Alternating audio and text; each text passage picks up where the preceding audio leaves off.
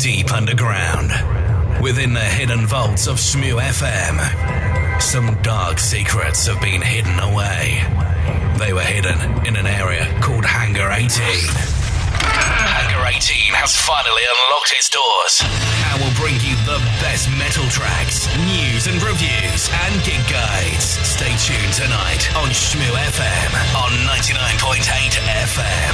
Stay tuned if you dare.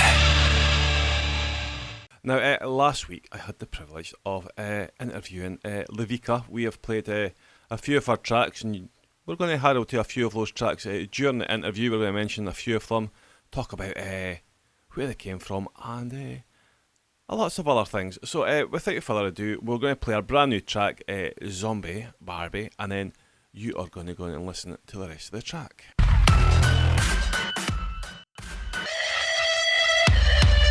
Ask some questions and we'll just see where the interview goes, if that's alright with yourself. Yeah, that's cool. Yeah, that's fine. Fantastic. As long as you can understand my accent. I can, as long as you can understand my Scottish accent as well. That's the key thing. Well, like I said, I have lived in Aberdeen, so it hasn't been for a while, but I'm still fairly familiar with the slang and everything. Well, that's good. So where about in Aberdeen did you stay? I lived in Tilly-Drain. Oh, Tilly. Oh, perfect. Yeah, first year, and then Woodside it was 3 years in total, so for the second 2 years it was in Woodside. So yeah, it was definitely a lot colder than here. Yeah, that's mental because our studio's in Woodside, so small world. Yeah, it is. It's crazy, isn't it? I still have people that I talk to in Aberdeen and contacts there and everything. So yeah, I definitely want to go back at some point and revisit where I lived, and yeah. Fantastic. Great. You'll have to come in and see us when you come over. Yeah, that would be amazing. We'll get you in the studio. That'll be good. That would be really good. Yeah. Cool. So, Levitika, where does the name come from? Obviously, it's I was trying to. Is it Scandinavian? Where does it all come from? Yeah, well, a lot of people say that because it sounds Scandinavian, and I'm actually half Dutch, so it does make sense. But yeah, it was funny. I was just watching an episode of Community, a comedy, show, American show, and they were playing. What was it? It's like a board game. I've just totally forgotten it, but the name was brought up, something similar to it. I think it was Lavernia, but I thought that they'd said Levitika. And I was like, that's a cool name. It was like a fantasy game, and it was like an elf name or something like that. And I was like, I like the sound of it. So I was like, that would be an, awesome sort of artist name to use. So yeah, that's where I just, first came up with the idea for it. Yeah. Good. I like hearing all these things. I like to know where everybody's names come from. It's good. Yeah. Yeah, definitely. Because we've had Skindred on a wee while ago, and they were telling us about how the Skins part was from their skinhead music, and the Dreads was from the dreadlock era and things. So I always find it interesting when bands find names. The geek in me comes out. I love finding out other bands, the meaning behind their name as well, and and how they've come up with it. Yeah, definitely. Cool. So musical influences. How would you describe your music to the listeners? Well, yeah, it's really hard to describe it, but I guess my inspiration was, sort of like old Linkin Park. I grew up listening to, 90s Linkin Park, and I've always really loved that. I always loved Evanescence, and, like Marilyn Manson, 3 Days Grace, Slipknot. They're bands that that I really love and, have been really inspired by. And I guess it's sort of like a merge of all of that in my music. Yeah, so a good mix. But it's hard to sort of put it into a nutshell as to sounds like, Because obviously you've got your new single out, Zombie Barbie, which is just we played it last week. It's just epic. It's absolutely fantastic. Very. I like to do things big, so it's going to be insane. So I want it to be like an acid trip, so people can just watch it and get, bombarded with, insane visuals. Oh, the visuals are crazy, especially when it's the UV section of the video is just bonkers. It's great. I love the UV. Yeah. For the listeners, what's the story behind the song? Where did it come from? Okay, so with the song, it's really important for me to have a message in all of my songs. Yeah. I think music can be so powerful and so influential on people. And although, the name is a bit, funny in a sense, the meaning of the song is really about how society sort of tries to, influence people into being this certain way and creates this creature, which in the song is a zombie Barbie. Yeah. And, zombie representing being dead in a sense, dead to who you are because, society's created this creature. And the Barbie part sort of, being bombarded with superficial, superficiality really, and I mentioned that in the song. And it's about sort of being true to yourself and, pushing away what the rest of the world sort of expects of you and expects you to be. Great. And the video, did you come up with the concept behind the video, or was it a bit of a shared... I did actually. Great. I actually designed all the costumes, the Barbie box idea. Me and a bandmate came up with that. And yeah, actually my mum made the costumes. Brilliant. Yes. Yeah, she's actually a nurse now, but she used to be a professional pattern maker. So fantastic. I sat there and with Mum and I drew up the costumes. I got her to sew them up, and it was just amazing seeing this idea that I had in my head come to life. So yeah, really happy with that. And all the body paint, the UV body paint, that was my idea. Oh, great! It's really effective. Yeah, well, it's important for me to, be a part of all of that. I even sat in on the editing. Great. 'Cause I like to be a part of the whole process. Yeah. Yeah. I suppose because Zombie Barbie is completely different to your acoustic Spider track, which went viral on the internet as well. One of my favourite tracks. It was one that introduced me to yourself as well. So thank you. Completely pulls apart, but also similar messages and things and that behind them all as well. What the Spider? Where did that one come from? Okay, so I wrote Spider a few years ago, and again, it's about you could interpret it differently depending on how it speaks to you. But for me, I was, personally, I wrote about, battling your own, insecurities in your mind, battling, whatever is bringing you down in life. So that could be anything for anyone, Could be a gambling addiction, could be a relationship, it could be whatever it is. And it's about conquering that issue in your life and moving forward. So for me, it's a motivational song, and I hope other people, I hope it can motivate them as well. Oh, completely. It blew me. As soon as I heard it the first time, I was like, I need to hear more of this. It's great. Yeah, thank you. Talking a bit more, do we have an album? Are we getting to a point where we're going to have a big album coming out? Yeah, well, I've recorded a few songs, and I'm going to release another one, sort of fairly soonish as well. So, yeah, definitely, I'm working on getting that together, an album. So I can't help but write music, so I've got a lot of songs. If you keep on writing songs like that, it'll be great. Yeah, I've got a lot of songs that that can be recorded, and then I've got a few other songs that have been recorded and just need to be released. So yeah, definitely there's a lot more to come from me. Yeah. Great. And any plans to tour?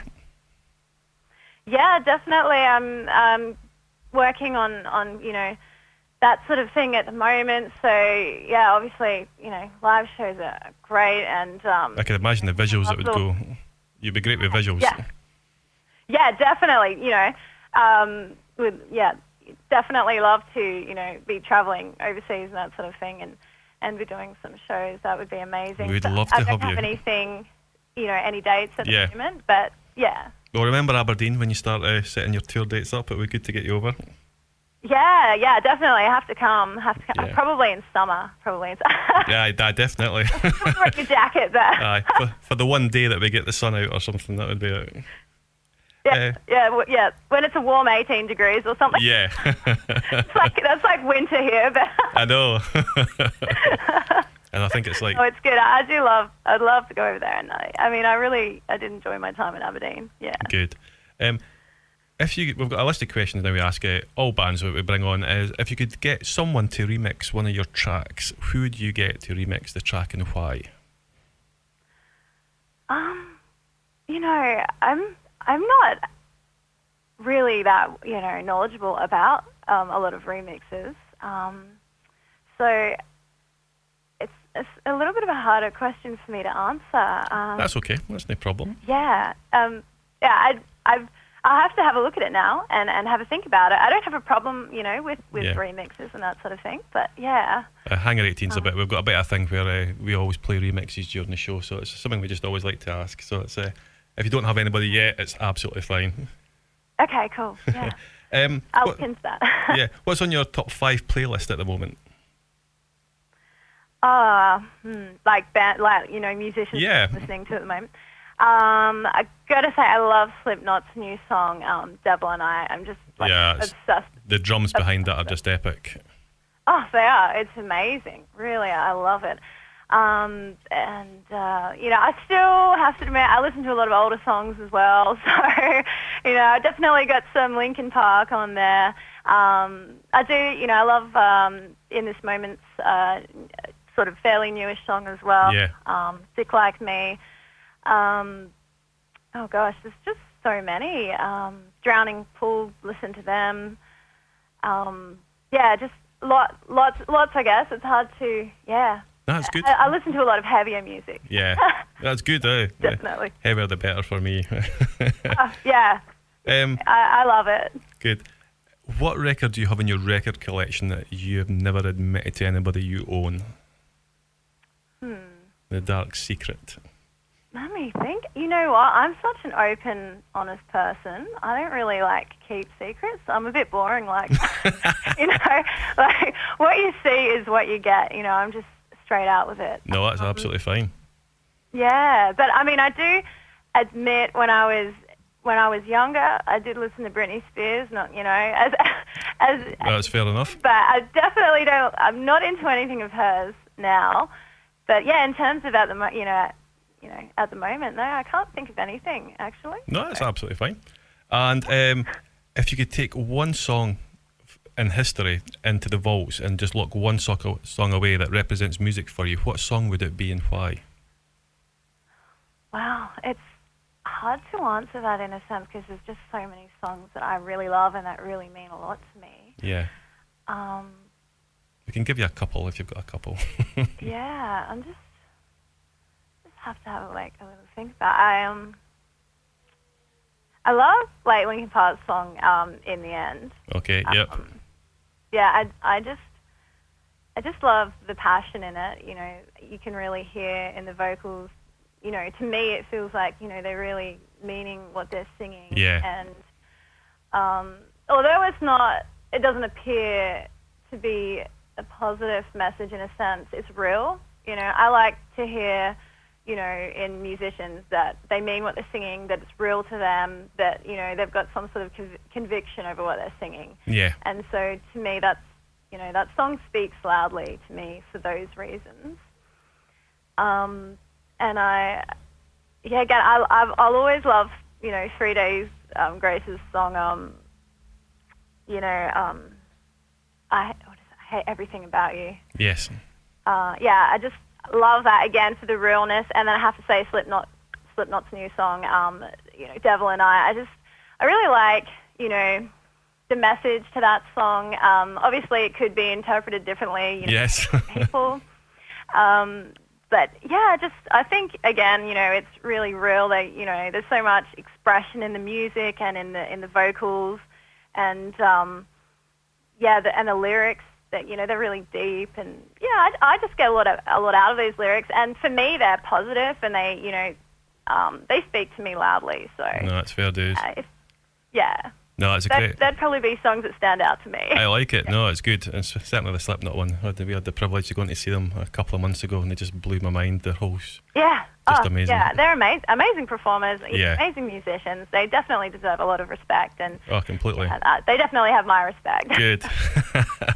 And the last question for us is, where are you in a year's time? What's the plans? Obviously, we've heard about maybe potential tour, potential album and things. What's the year-long plan for yourself? For myself at the moment, really, it's about publicity. Getting myself out there. So doing a lot more live things. like every musician, it would be great as well if there was any labels that were interested as well, because I'm currently independent. Yeah, that's right. So yeah. Yeah. So, you know, if there's, you know, someone that's interested and that, you know, loves what I'm doing and is happy to, you know, stay within that sort of style, then yeah. Definitely. But regardless of that, you know, for me, it's just about getting my music out there, affecting people's lives with it. For me, I believe, you know, music can change the world. Not me on my own, but, you know, I just love the way it affects people. So just, pretty much doing live stuff, doing more songs. Good. You know, releasing more music, all that sort of thing. Fantastic. No, that'd be great. I'd love to see. I was driving in this morning and I was like, love to see you on a co-headlining tour where in this moment. I think that would work. I think that would be epic. Oh, yeah. Oh, that would be insane. I would love to do that. That would be amazing. I saw they had done a tour there with the Butcher Babies, and I thought actually that would be a nice collective. Just all these women on stage showing folk how to rock. Oh, that's what I thought. How great would it be to get all like female, you know, rockers together and do an insane show? It would go off, I reckon. It would be great. That would be really good. Yeah. Well, that's us. Yeah. Well, thank you for giving us your time to do that. That's great. Yeah, definitely. Yeah, I've enjoyed it. I could talk about music for hours.